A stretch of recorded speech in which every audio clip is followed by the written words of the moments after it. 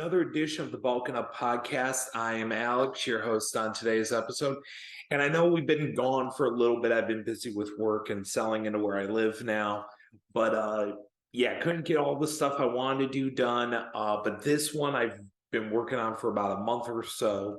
So I'm very excited to be unveiling this. This is going to be my top 50 prospects countdown in Major League Baseball, and I've been very, very excited to unveil this. I mean, this is as good of a group as I've seen the last few years. I've never really done a top 50 in my life, but I've always had that like in my head. I've just never had the time to write it down and publicly talk about it. So this is going to be an episode where we break down the top 50 players. So to kind of give you a breakdown of like how I scout guys, I look for the full package. Like as any scout would, you look for 5-tool players when it comes to position guys. When it comes to pitchers, I look for stuff, but control as well. Do they have control of those pitches? Do they walk a lot of guys? Do they not walk a lot of guys? You know, those things are very much things I keep in the back of my head. I kind of follow the Guardians, way of thinking with pitchers. Do they have a good strikeout to walk ratio? You're going to be hearing that a lot with these pitchers that you see on this list today. That the guys I really like have a great strikeout to walk ratio, which tells me that they have control of their stuff and it's going to translate at the major league level. Now, will they be special pitchers? Only time will tell. But I think this is a good radar of where pitchers are that tell you at least to start. Can they make it? That's the first question. If they can't make it, well, then fine. There's probably a good reason to that. But with pitchers, that's how I look at when it comes to hitters and position players. I look for the 5-tool guy. I look for, can they stick at a position? Can they hold it down? Are they capable, like when it comes to, like, for example, infielders, can they stick it short or second base, or can they move to third? Or are they someone that's going to, end up going to the outfield and they don't really have a position? When it comes to first baseman, I'm not going to handle them, as, highly as a middle infielder or an outfielder. Catcher, their premium in today's world. Can they hit for the position? But more importantly, can they call a game? Have they got a track record of calling a game in the minors and be able to throw out runners? So those are the things I'm looking for in these prospects. There are some controversial ones. I know there's going to be one in general where I'm going to be very aggressive on a player that I'm very, very high on, but I think he's the complete package, and I really, really like him, and I know I'm going to get hate for it, saying he's too high. Well, yeah, this is my list, so we're not going to be debating it here. But if you like this and you enjoy the content, please like and subscribe. And if you have any comments, comment below on here what you want me to talk about next. We are going to be doing predictions down the road and see what happens here. So without any further ado, without any more, being around the bush, here it is, the top 50 prospects in Major League Baseball for this season. And number 50, we have Oswald Peraza. Starting this list is one of the Yankees' highly touted duo in that middle infield. Peraza proved what he needed to prove in the minors last year and made his Major League debut. And in 18 games last year, showed some real promise, that he can be the future in that middle infield next to Anthony Volpe. Now, he isn't going to wow you with the bat. I mean, at Yankee Stadium, he's going to get 20 to 25 home runs because, let's be honest, Yankee Stadium is a Little League park.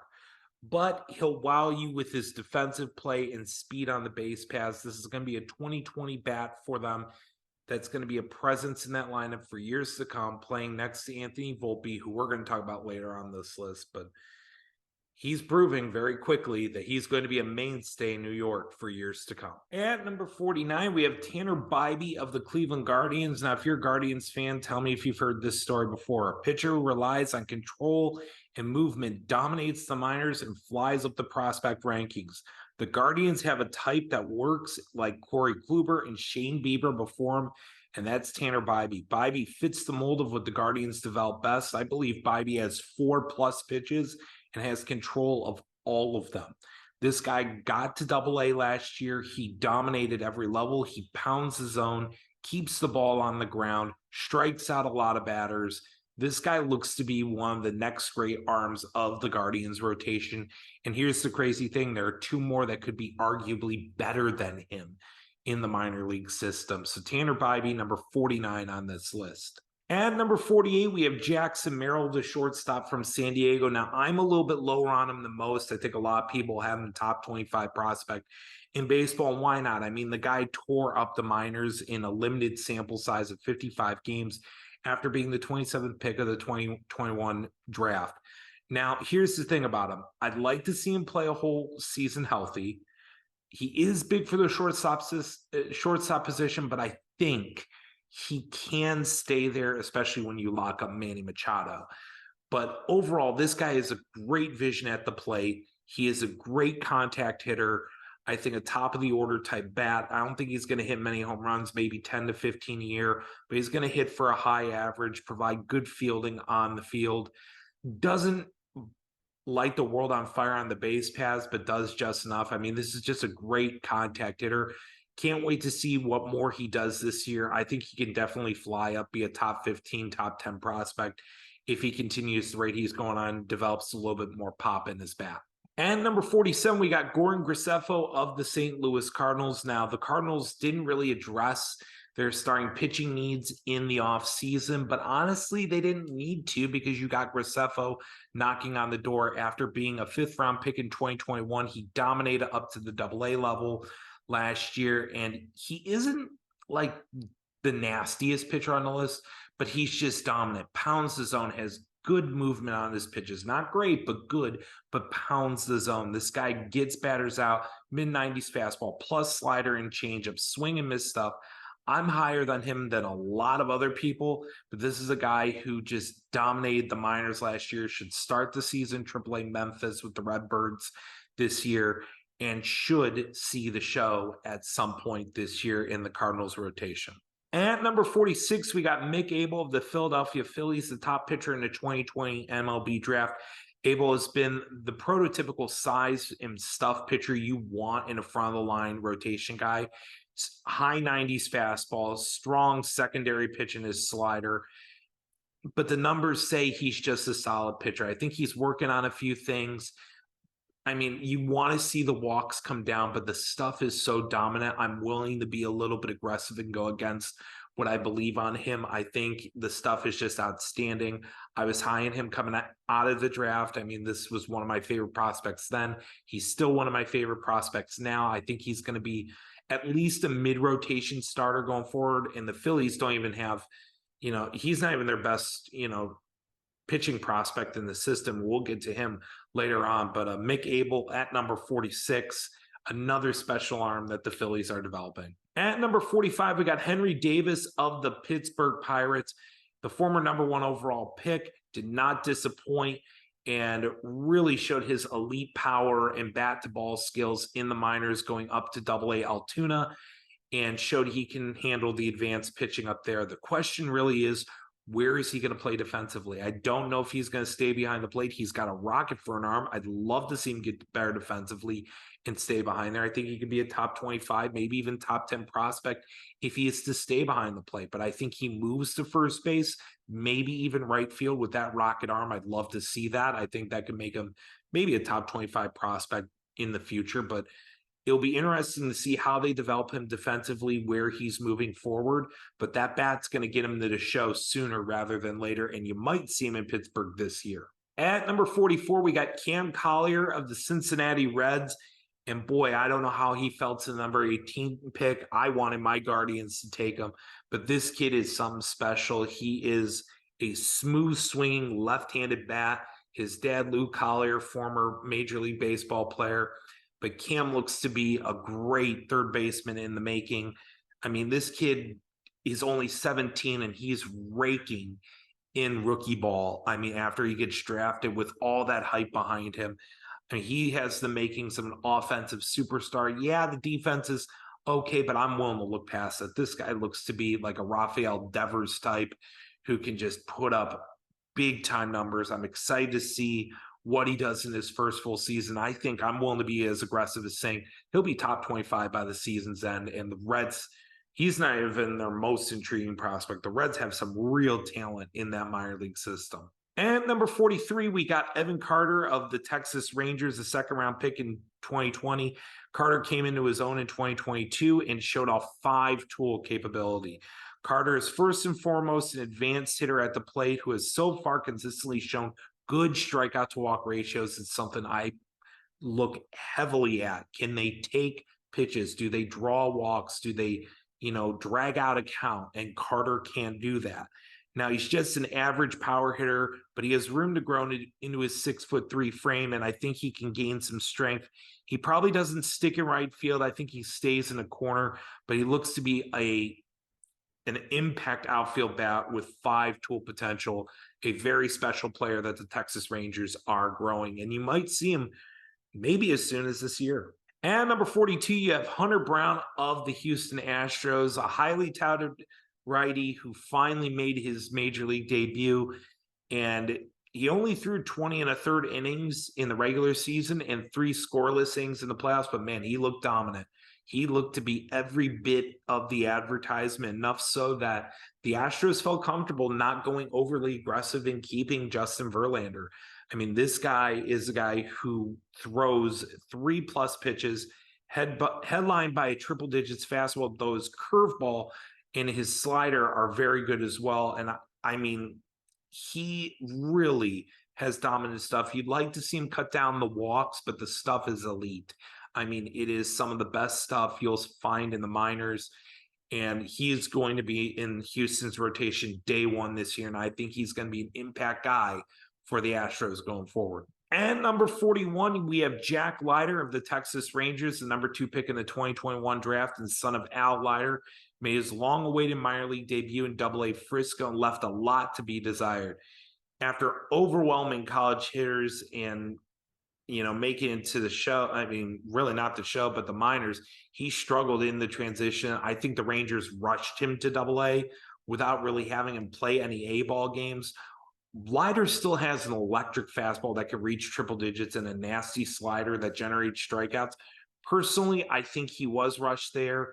I think he could have worked on it a little bit more of his mechanics and other pitches in A-ball.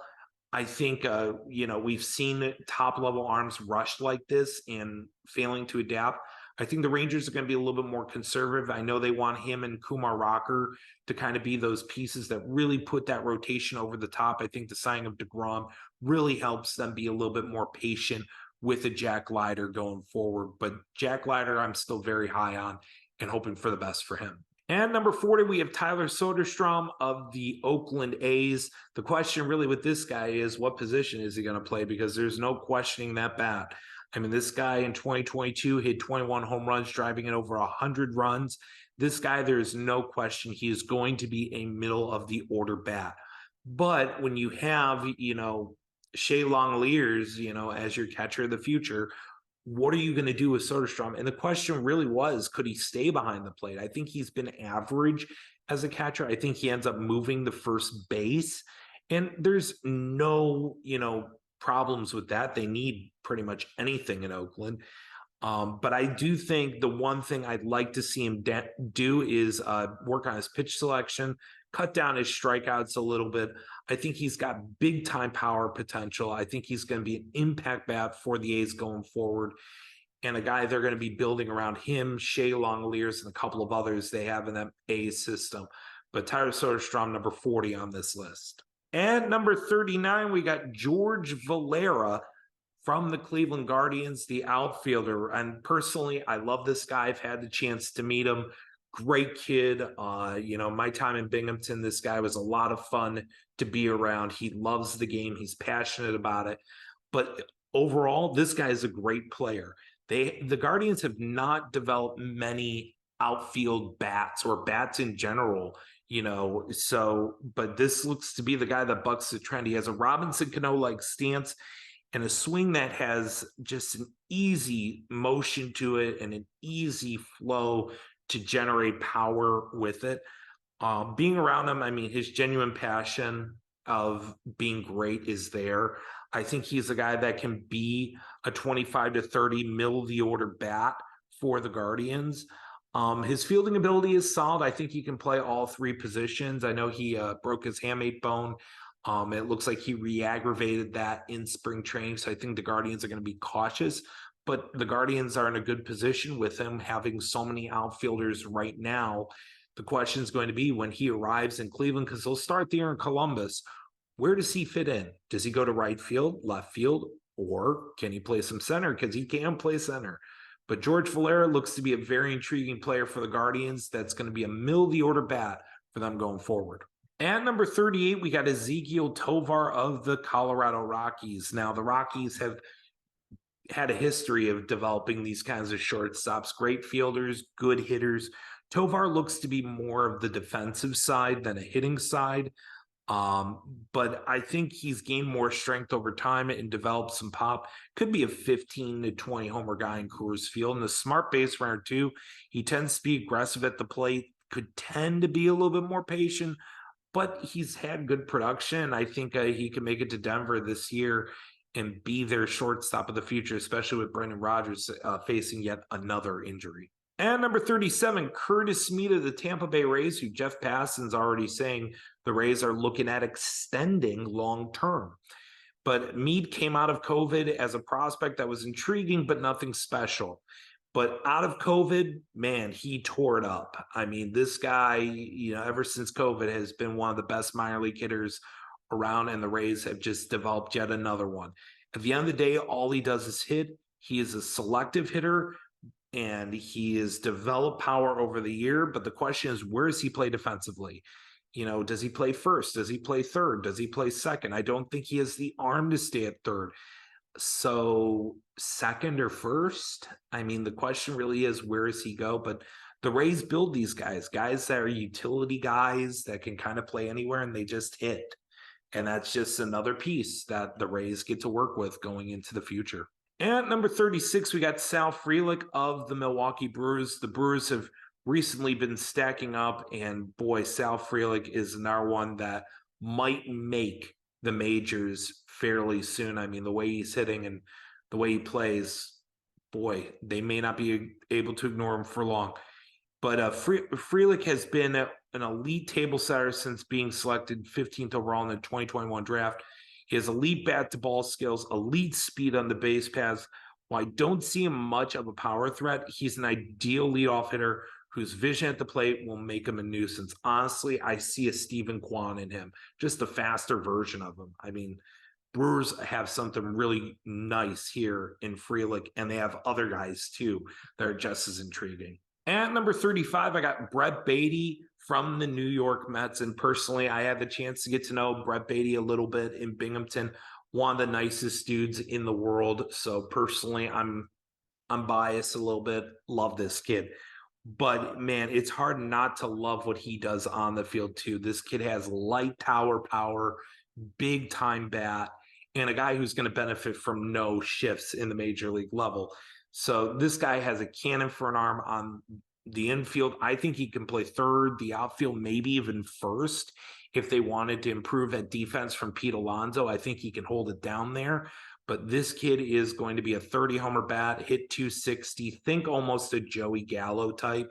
I know Mets fans don't want to hear that, hearing from Yankee fans about him, but like Brett Baty's a really good baseball player and a guy that really is going to be fun to watch for Mets fans for years to come. And number 34, we got Elijah Green, the number 5 overall pick in the 2022 draft, and the son of the former NFL tight end Eric Green. Man, 6'3", 225, a physical freak at only 19 years old, can hit the ball a country mile, elite power potential, elite speed potential. I mean, there's some comparisons out there to a Ronald Acuna for him. I mean, it's hard not to see it when you watch this guy play. He can play all 3 outfield positions, great range on the field. The question is, can he fix his swing and miss problems at the plate? How is he going to get better when he faces better pitching? the talent's all there. Can it all come together really for Elijah Green's the question. I think this is a guy that, if it all comes together, is going to be a future top prospect in all of baseball. He is a 5-tool player with all the gifts in the world. It's, can he cut down the swing and miss stuff? And that sometimes it's a bigger challenge to handle. And number 33, we have Miguel Vargas of the Los Angeles Dodgers. Now, he's going to graduate this year. And a guy that the Dodgers are very high on. All this guy does is hit, and he can play multiple positions. Hate to say he's their Justin Turner replacement, but he's their Justin Turner replacement. He's a utility guy that doesn't really have one position, but he's got outstanding vision at the plate. He's got big-time power potential, great contact at the plate. His defense is solid, but he can play those multiple positions.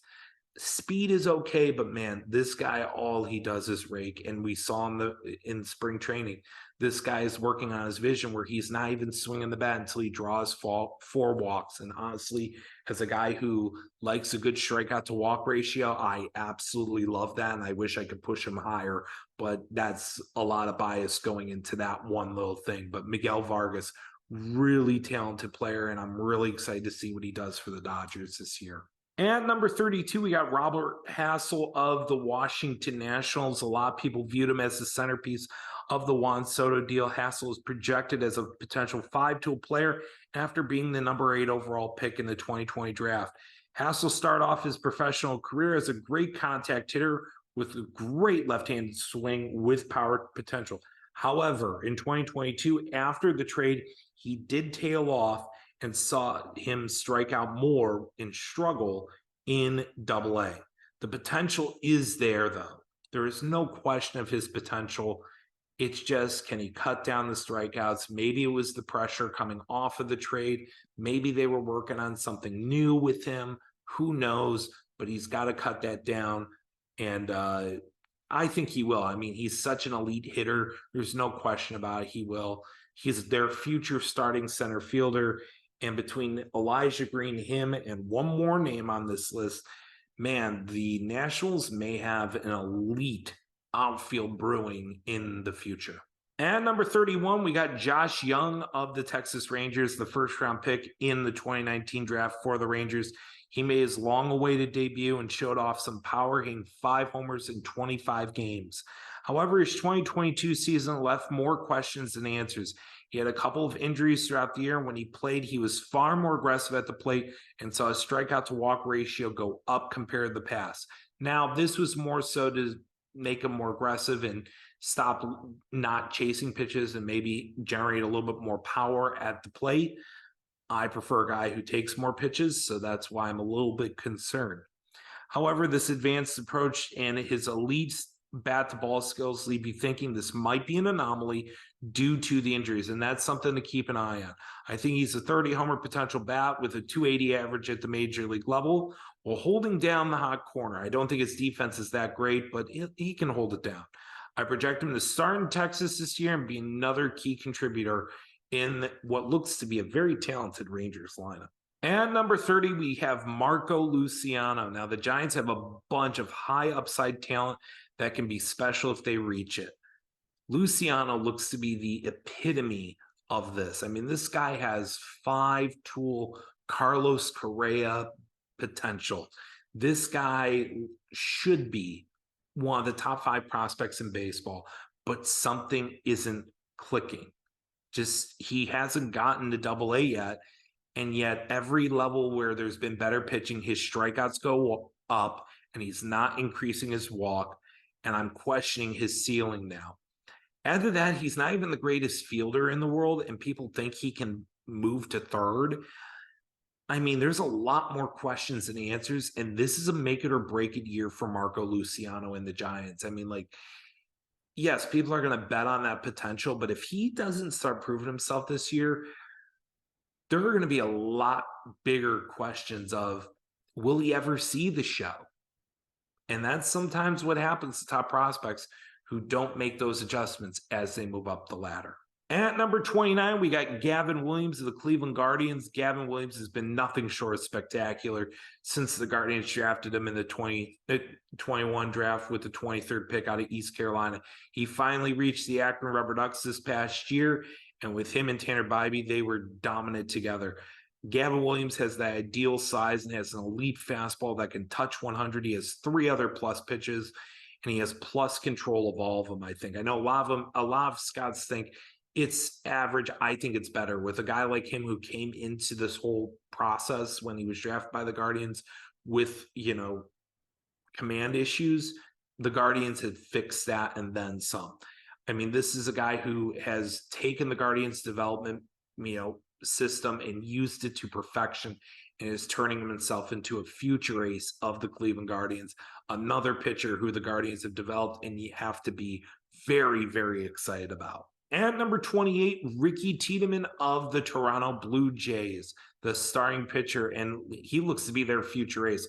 A 3rd-round pick in 2021. Tiedemann has a he's been just spectacular everywhere he's gone. I mean, I wish I could rank this guy higher. I mean, he has blown me away. 18 starts, 2.17 ERA, 4-to-1 strikeout to walk ratio, and hitters are hitting under 150 against them. A fastball that hits the mid 90s, can go to the high 90s, has an elite changeup.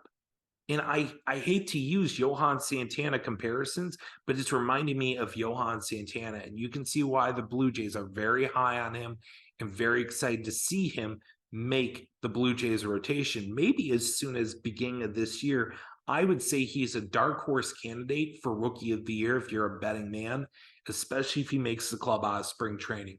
Ricky Tiedemann, number 28 on this list. And number 27, I got Harry Ford, the catcher from the Seattle Mariners. Now, people will think I'm very aggressive in ranking Ford this high, but why not? He had a strong season in low A, and I feel comfortable, being aggressive with him. I thought he might not stay behind the plate, but boy, oh boy, he's shutting me up on that. And his bat is doing great so far.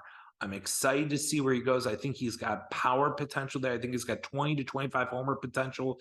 He's sneaky fast. He's got a rocket arm. He's got good defense behind the plate, the athleticism to be back there. He has a good strikeout to walk ratio that's good. It'll be interesting to see how he progresses in this year because he could really fly up a lot of boards that don't have him high this year. And number 26, you got Zach Veen of the Colorado Rockies. Now, Rocky fans have every right to not be happy with the product on the field in Denver, but the minors give you some hope with Michael Toglia and Zach Veen as big-time power potential guys. But Zach Veen looks to be a 5-tool guy. I mean, the number 9 overall pick in the 2020 draft, he has excelled in the minors, 5-tool potential. He strikes out a lot, but he does draw walks, which is something that, yeah, I'll take the strikeouts, but he does at least show me he can be patient at the plate. So with that said, here's the thing. He's got plus power, but the thing that stands out is 91 stolen bases in 2 years. This guy looks to be a steal of a pick for the Rockies and a foundation piece going forward for them in that outfield, and a guy who I think is going to be very, very special in a Rocky uniform. At number 25, we got Tristan Casas of the Boston Red Sox. After years of hype, Casas finally made his Red Sox debut in September, and he made his impact felt. Now, Red Sox fans have been looking for a first baseman in the future, and you know what? In his major league debut, you know what stands out? A 23-19 strikeout to walk ratio, telling me he's able to pick up pitching and he's able to handle it. And he even proved it because he even hit a home run off Garrett Cole. Honestly, this guy's going to start the year in Boston. I understand why people want to aggressively pick him as the potential Rookie of the Year. I see a 30-homer bat here with potential to stick at first base and be a guy who can be a borderline Gold Glover. I'm not going to call him a Gold Glover. I don't see him as the best fielder in the world, but Tristan Casas is a guy who's going to hold down first base and be a guy that the Red Sox can finally commit to long-term and maybe one of the future foundational pieces with another player later on this list. And number 24, we have James Wood of the Washington Nationals. And I know most people will say that Robert Hassel was the key piece in the Juan Soto trade, but it's very possible James Wood will end up being the guy in this deal that everybody will be talking about. He is 6'7", 240 pounds, a towering presence with unique athleticism, and being a plus runner with his athleticism and great defense, being able to play all three positions in the outfield. He has an advanced approach at the plate, and while it's only low A ball, it's going to be interesting to see how he progresses through 2023. I mean, this guy has 5-tool potential. He is the guy that if everything comes together, Nats fans are going to be grateful that they made the Juan Soto trade, because James Wood is going to make you forget the name of Juan Soto with his potential. It is amazing to see what he can become, and I'm excited to see how high that he gets in their system this year. I think he can make it all the way to Double-A this year if he continues at the rate he's going, and maybe make the major leagues as soon as next year if he continues on the right path. But James Wood, I mean, unreal prospect. He probably could be a top 10, top 5 prospect by the end of this year. And number 23, we got Tremar Johnson, the second baseman from Pittsburgh. He was my number 1 player on the board in the MLB draft going into last year, and boy, oh boy, he fell to number 4, and the Pirates got somebody really special. He is a polished, elite hitter with a ton of potential to be a superstar. I think there's a lot of pop in that bat. I think there's a 30-homer bat easily there. The swing, I mean, I know a lot of people say it's Rafael Devers, and how can you not see it? I mean, it's right there in front of you. This guy, I mean, quick swing. I mean, the strength, he hasn't tapped into it yet, but he's going to. This kid, when he fills out, is going to be a 30-homer bat. I am curious to see what he plays on the field. I think he's an average fielder. I think he can stick at second base and be opposite O'Neal Cruz in a couple of years. But at the end of the day, he has elite vision at the plate, great bat speed, untapped power potential. He can be a superstar hitter. Maybe if he gets a little bit more arm strength, he could move to third. But this is a kid who is going to be something very special. And the Pirates really do have something brewing in the future. And number 22, we got Kyle Harrison of the San Francisco Giants. And Giants fans feel they have their next Madison Bumgarner here. And why shouldn't they feel that way? I mean, this guy, you know, he's got a great fastball that hits the upper 90s, and he's got a plus slider, and he's become one of the hardest pitchers to hit in all the minors, and he's made it all the way up to AAA. I mean, this is a guy who, after being a third-round pick in the 2020 draft, has been arguably the best pitcher in the minors. A lot of people can make the case he is. He's at very least the best left-handed pitcher in the minors right now. The question is he going to get to San Francisco this year, and what kind of impact he is going to have for the Giants? But honestly, this is a guy that they feel is a future ace of their staff, and honestly, I see it too.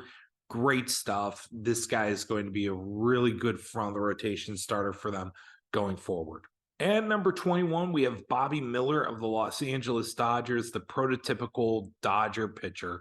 I mean, elite stuff, elite velocity, prototypical size. I mean, a guy who had control issues that they're developing into better control, but he just has overpowering stuff that is elite of the elite. You can argue his other pitches are better than his fastball that can hit the triple digits, and a devastating slider that hits the 90s. And I mean, I think his slider is his best pitch, but he has other pitches as well that honestly you could say are plus pitches as well. I mean, there are some, you know, control issues, but the stuff is just elite of the elite. I mean, if you're talking about the best pure stuff arm, it very well could be Bobby Miller. And if he can limit his walks and pound the zone more often, this is a guy that's going to be an ace of the staff for the Dodgers for a year to come, and a nightmare for batters to face. And number 20, we got Pete Crow Armstrong, and the guy who came over from the Mets in the Javi Baez trade, you know, former first-round pick of the Mets, looks to be one of the prized future Cubs of the future. And this kid, absolutely dominated the minors last year when everybody knew he was an elite defender, an everyday center fielder, a definite leadoff hitter. This is a guy who showed a little bit more power, at the plate than we thought. But this is a guy who's a leadoff guy. He's going to be elite speed on the base paths, elite defender. Honestly, my comparison to him is Grady Sizemore. This is a guy that, if you know anything about Grady, Grady was a kid who just played great defense, had great speed on the base paths, developed some pop, became a 30 homer bat. I mean, I'm not saying Pete Crow Armstrong is going to be a 30 homer bat, but I think he's going to develop more power as time goes on. He's going to be something really special for the Cubs to be building around going in the future. I'm really excited to see what he does this year and how high he can climb up the boards this year. And number 19, we got Brooks Lee of the Minnesota Twins. Honestly, there was not a more impressive professional debut out of this past year's draft when the Twins drafted him out of Cal Poly and put him all the way up to Double-A. He is an elite contact hitter with outstanding vision at the plate. I think he's got a little bit more pop. I think he's got 20 to 25 homer pop in that bat, but he can definitely hit 300 and be a nuisance to get out. I think the question is now for the Twins, where are you going to move him going forward now that you have Carlos Correa long term? Is he a third baseman? Is he a second baseman? Maybe do you move him the first? I think that's really where the Twins could be looking for the future, but I wouldn't even be stunned to say if the Twins feel they could go win a World Series this year, if everything falls right, that Brooks Lee is one of those prospects that everybody's going to be calling about if the Twins want to make a huge splash and go for a world championship. And number 18, you got Noelvi Marte, the centerpiece of the Luis Castillo trade. Marte has been a highly touted prospect since his debut with the Mariners and has done nothing to disappoint. The question is, he hasn't played beyond A ball yet, but he has power potential. He's got speed. He's got good fielding. I mean, guys hit 36 home runs over the last 2 years.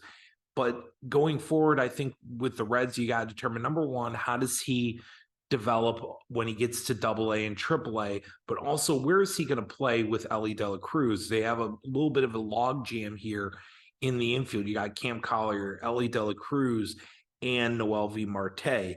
They have some great infielders, and they just got to figure out where to play them. And honestly, I think Noelvi is the one of the group that can play all three positions fairly easily. Honestly, if it were me, I'd move Noelvi probably to second base. Maybe you could put Elly at second, but I think he's too big for the position. But the Reds really have something special here. I'd like to see him keep his walk rate up when he gets to Double-A, not see his strikeouts increase. But it's a big year for Noelvi Marte. If he can start producing on the higher levels, this guy's going to easily be a top 10 prospect by the end of the year. And number 17, we got Drew Jones, the Arizona Diamondbacks, Andrew Jones' son, the number 2 pick of last year's draft. I mean, he projects as a Gold Glove center fielder. I mean, elite range, elite arm, elite speed on the base paths. And we've seen he is a professional. This kid has handled real negativity, as we've seen in high school videos where people have been dogging him and he still hits a home run. I mean, this kid is a consummate professional. The question really is at this point, I mean, he had an injury on his left shoulder that prevented him from making his professional debut. The question is, how fast is he going to adapt to pitching in the minors, and how fast can he progress throughout the minors? But there's no question the kid's been around the game with his father. I mean, there's no question. I think he's going to transition well, but the talent is otherworldly. I think with a full season, Drew Jones is going to be a top 10 prospect in baseball. All right, at number 16, we got Taj Bradley as the next great Rays pitcher. They just keep churning him out.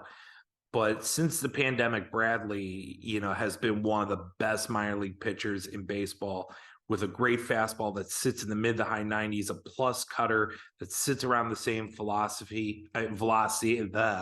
But going to my philosophy, there we go, from a strong strikeout to walk ratio, he has that. He pounds the zone, doesn't walk a ton of guys. He strikes out a ton of guys. I'd like to see him develop his changeup or curve a little bit more, but I think he's going to be a special pitcher in the Rays rotation. You probably will see him early this season. At number 15, we got Daniel Espino, and I know a lot of people will say this is very aggressive, knowing with the shoulder injury, but I've heard rumors that it's just a minor setback, and the Guardians are being very cautious with them. And why not? The kid is one of the most, if not the most elite arm I've seen the minors. If it weren't for the injuries, Daniel Espino is a top 5 prospect in baseball. It's not a question. When I talk about elite stuff, you're talking about a guy who hits triple digits easy with his fastball, a slider that is nearly unhittable, and a changeup that's nearly unhittable. This kid reminds me so much of Pedro Martinez, and I'm trying not to be a homer, but I've seen him in person. The kid is electric. He's just got to stay healthy. If he stays healthy, this is easily the future ace of the Cleveland Guardians. And I know people have said maybe he's better off as a closer. Well, if he and Class A are a team in the back end of that bullpen, the Guardians are going to have really a dominant bullpen because of Karinchak, Espino, and Class A. But the Guardians, they're being cautious, and why not? I mean, Espino is very special and someone who is going to be very exciting to watch once he gets healthy again. And number 14, you got Joan Lawler of the Arizona Diamondbacks, the 2021 first-round pick of the Diamondbacks, flourished in his first minor league season, flying through A-ball and ending the year in Double-A. He projects to be a top-of-the-order hitter with the ability to steal a lot of bases with great instincts on the bases. I think he's got a nice compact swing, and it allows him to generate power. I think he's got a little bit more pop in his swing than I think people realize. I think, though, the question really is, can he cut down the strikeouts? I think he tailed off at Double-A compared to A-ball with his strikeout to walk ratio, and that's a little bit concerning. But then again, it's his first taste of Double-A. I expect him to be fine. He's going to adjust this year. He's going to play great. I think he makes up to Triple-A, knocking on the door of the major leagues and being a top 10 prospect going into next year, being the future shortstop of the Arizona Diamondbacks. I mean, we're talking about one heck of a core that's quietly brewing in Arizona. And number 13, we got Yuri Perez. And I'm going to say this, there may not be a more intriguing pitching prospect in all of baseball than Yuri Perez. And, you know, the Marlins already have Sandy Alcantara, and I could argue that once he gets his groove, Yuri Perez could be better than him. Perez is 6'8", 225 pounds with an elite fastball and changeup. Delivery is very repeatable, and he has control of all of his pitches. This guy is electric. And man, when you're 6'8" and you have the length that he does, it's hard to pick up on him. I mean, we talk about Randy Johnson, you know, being a guy that's hard to pick up because of his length. That's Yuri Perez as well. I mean, the Marlins, I mean, you're talking about a group potential of Perez, Alcantara, and Cabrera to start. That's a dominant trio of pitchers. If they can figure out their hitting, the Marlins could make a run and be one of those quiet surprise teams. And number 12, we got the Philadelphia Phillies, Andrew Painter. There has not been a more impressive pitcher or even player from the 2021 draft class, in my opinion, since being drafted. From high school, he's already made to Double-A, and he's just dominated every level. He's got an electric fastball that just sits in the high 90s, and he's got 3 other strong pitches, but he's got a 7-to-1 strikeout to walk ratio. He has command of all of his pitches. 6'1", 215 pound righty. I mean, he just moves through the minors very easily, and he's only 19. And we could be seeing his major league debut this season at some point this year. And I honestly think we will towards the end of the year, and we'll see him in that bullpen for the Phillies, potentially, you know, making another run deep into the playoffs. But he is the future of that rotation with Zach Wheeler, with Aaron Nola, and maybe with Mick Abel, which those 4 together are just a dominant group of pitchers that are just hard to hit. So the Phillies really building something really nice over there. And number 11, we got the number 1 overall pick from the 2022 MLB draft, Jackson Holliday of the Baltimore Orioles. I really thought about putting him in the top 10. He wasted no time after being drafted, showing off in 20 games that he is for real. The son of Matt Holliday walked more than he struck out and showcased an advanced bat and plus speed. He's going to stick at shortstop. He and Gunnar Henderson are the future left side of the infield for the Orioles. And boy, oh boy, I mean, this kid can be a 30-30 bat, especially in that stadium in Camden Yards for him. I mean, this kid is going to be really special, just someone that the Orioles are going to be really excited about. And the Orioles are really building a special group over there. Wouldn't be shocked to see him make a playoff run and be a consistent playoff contender over the next few years, and Holiday in the future, hopefully the near future, being a major part of that, but not this year. But I will say probably a future number one overall prospect on this list. At number 10, the great hope of the New York Yankees, Anthony Volpe. There may not be a player with a higher baseball IQ and instincts than Volpe, but I will say this because I was around him when I was with Binghamton last year. There may not be a guy with greater poise. I mean, with all the hype, and I will tell you this is a fun story real quick. Fans got to batting practice where they were allowed in the stadium, and they waited there and just wanted his autograph. And he handled it like a pro, like he had been doing it for 10 years. And, you know, he knew what they were. And I respect this and all it is. He turned him down. These were older fans just trying to get his autograph, and he read right through it. And I respect that. I definitely do. It's not being a douche or anything. He just knew what they were in for. And that's one of those things where it's like, he sees you know what. So Volpe, you know, this guy played great at the end of last year. He struggled at the beginning, but he picked it up at the end. He was handling advanced pitching a lot better, but his ability on the base paths, he has found something in this system with the pitch clock and everything, and he took advantage of it, stealing 50 bases. He's going to thrive at Yankee Stadium. There's a reason why he's the great hope of the Yankees. And we will probably see him this year and see him right away why he is that hyped up with Yankee fans. At number 9, we got Jackson Chourio of the Milwaukee Brewers. You can make a case Chourio is the most athletic player in the minors, and he's only 18. He's made AA after dominating A-ball in 2022. He has elite speed. I think he's going to be a number 3 hitter with Frelick there. I think he's got 20-20, maybe 30-30 potential, but I'd like to see him, cut down the strikeouts. He had a bad strikeout to walk ratio. It's going to be interesting how he does, through double and triple A, going through there, playing better, pitchers, but he's got the glove to stick in center field. I think he can move to left or right with Frelick over there, but his future rides all on handling better pitching, but I think he'll be fine. And I think, again, this is a guy that could be a future number 1 prospect in a year, especially if things go right. So Jackson Chourio, number 9. All right. At number 8, we got Marcelo Meyer of the Boston Red Sox at number 8. I mean, this is basically the Red Sox great hope. I mean, it's 6'3", 190. He's got room to grow, but this kid is unbelievably talented, an advanced bat, great glove. He can stay at shortstop. He's got great arm. I think he's got more room for power. I think he's got 25 to 30 homer power.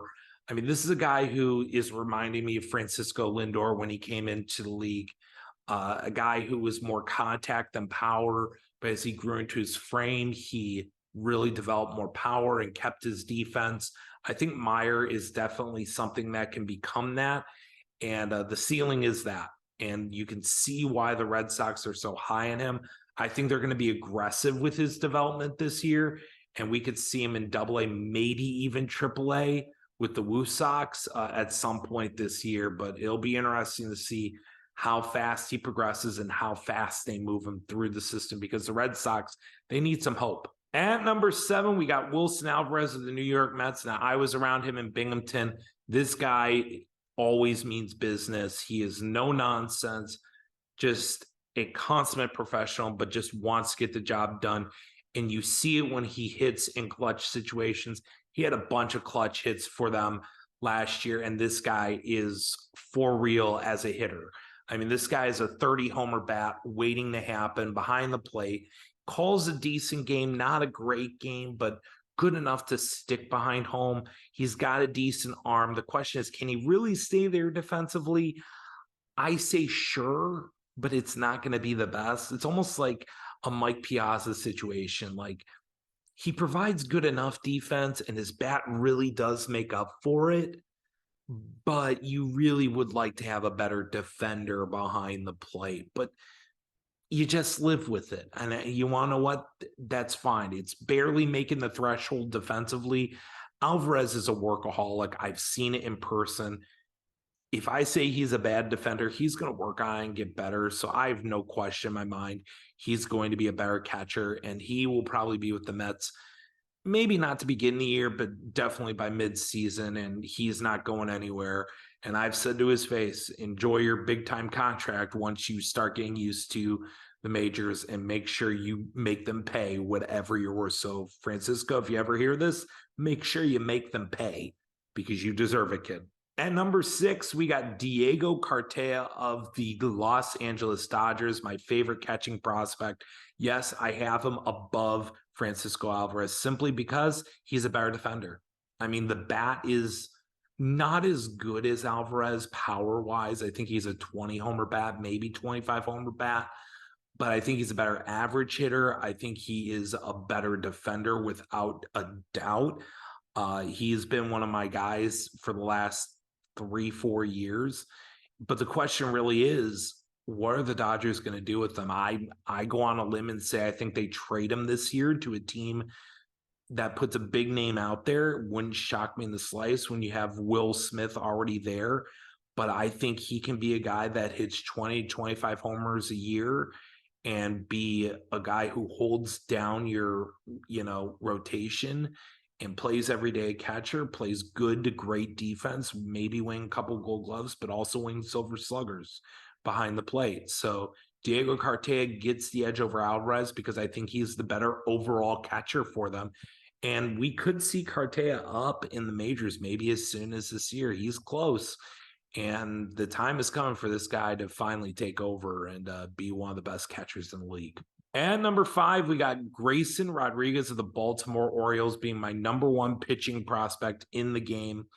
Some may argue for other pitchers, but at 6'5", 220, this kid with his stuff is without question the best pitching prospect in baseball.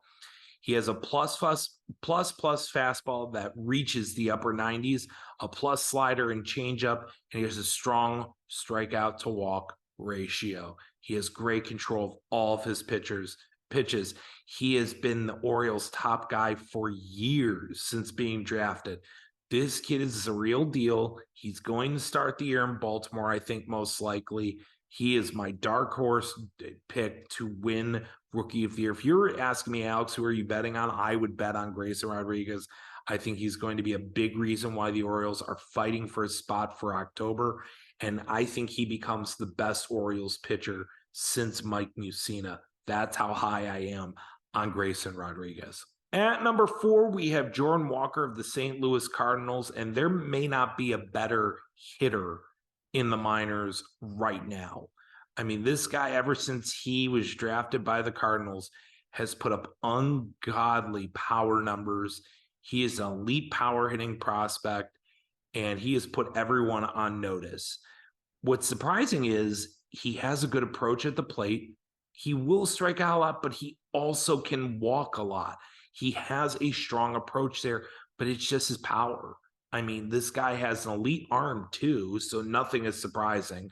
But this guy is just a special, special player who the Cardinals really don't know how to place him, because you have him at his 2 positions, third base and first. You have your long-term answers. So I wouldn't be shocked if they move him to the outfield, maybe a right field spot. But this is a guy with an elite arm for right field. Maybe he can pick up and play a little bit better defense over there. But this is a guy that's going to hit 30 to 40 homers a year. This guy is dangerous, and I think he makes it to the majors this year, adding another big-time bat to that lineup. I mean, with Contreras, Walker, Arenado, Goldschmidt, Edman, man, the Cardinals are a sleeper team to win the World Series this year. Wouldn't shock me if everything came together that the Cardinals could definitely win another World Series this year. At number 3, a man that I think could arguably be the number 1 prospect in baseball in the right scenario, and that's Elly De La Cruz of the Cincinnati Reds. I am fully in love with this player. I mean, this is a guy that since, he has been with the Reds, he's been one of the best prospects they've ever had. I mean, this is a 5-tool shortstop, 6'5", 200. I still think he has room to grow into his body. I think he's a 30, 40 homer bat with the potential to steal 30 to 40 bases a year and provide good defense at shortstop. Yes, he's oversized for the position. I really don't care. This kid with his speed and his range, I mean, I have no problems being this aggressive and saying he is the number 3 prospect in baseball. I really hate to say Alex Rodriguez comparisons, but, when you watch him, and if he can do it again this year, I have no problem standing by that, saying Alex Rodriguez comparisons and putting that kind of hype behind Elly De La Cruz. And especially when you're playing a Great American Ballpark, he's going to put up numbers. And this kid is special. The Reds have him, Noelvi Marte, and Cam Collier as core pieces going forward. Something special is brewing in Cincy over the next couple years. Going to be interesting to see how it all comes together. And number 2, we have Gunnar Henderson, who made his major league debut this past year for the Orioles and played a big part in their run in September for October. But man, Gunnar is one hell of a player. I wanted him as a guy that was a Lindor replacement one day. Guardians took Espino, so I'm not really as disappointed by it. But Gunnar has a rocket for an arm. I think he can stay at third base. I mean, I think he's more natural at third than he is at short. I'm not worried about it. This guy is an elite hitter, elite bat speed. I think he's got more power than people think. I think he's a 30 homer bat. I think he's going to be a Gold Glover at third base. I think this is their perfect replacement for Manny Machado. Like, this is the third baseman they've been waiting since Manny Machado to have. Well, guess what? You finally replaced him.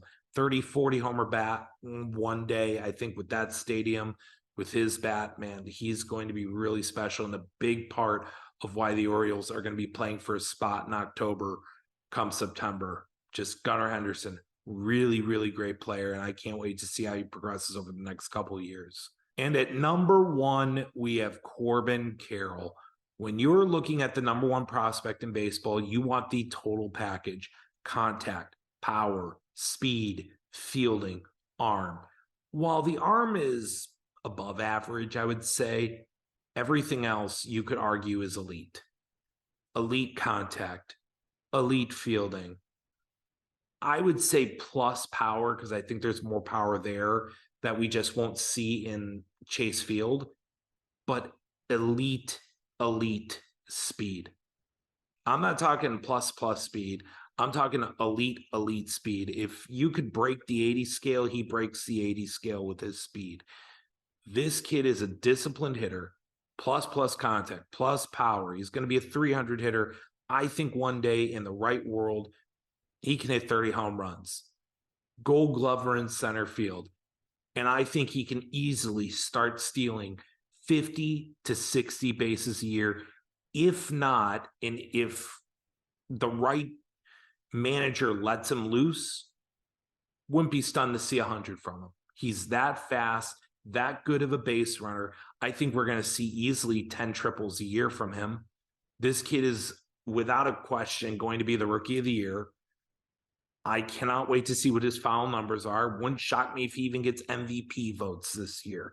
The Diamondbacks have something really special brewing with him, Alec Thomas, and all their other great players. I mean, Jordan Lawler being another one. I mean, they have so many, a wealth of talented players. Diamondbacks have their core pieces with Corbin Carroll, our number 1 prospect, leading the way. So what did you guys think? Do you agree or disagree with some of my top prospect choices? Who did I miss? Who are some of the guys that you felt should be in my top 50 prospects? Let me know in the comments below. Thank you guys for watching. I'm going to have more content coming on in the next week or so. Definitely with projections for the baseball season, kind of like players I think might be traded this year. Also, my projections on who's winning the division, my World Series pick. Last year, that didn't work out so well. Yeah, I'm not going to pick them again. Who that team is, I'll tell you in that video. But until next time, you guys, thank you so much. Make sure you like and subscribe below. If you're listening on the podcast version, make sure you're leaving a review.